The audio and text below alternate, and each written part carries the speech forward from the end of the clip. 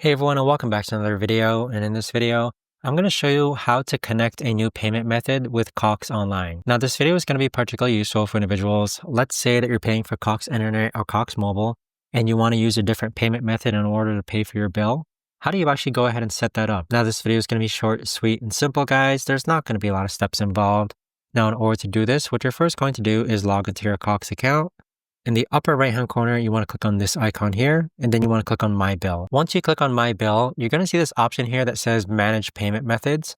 Go ahead and click on Manage Payment Methods. Now, from this option here, you want to go ahead and scroll all the way down until you find this button that says Add a New Payment Method. So click on that. Now, once you've done so, you can either connect a checkings or savings account or a credit or debit card, and simply just follow the on-screen information here and then click on Add a New Payment Method. But there you have it, guys. That right there is the best and easiest way that I know of to actually go ahead and add a new payment method to Cox Online.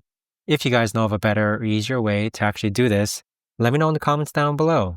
I would love to know. Thanks so much for watching, everyone, and I'll see you guys all in the next video.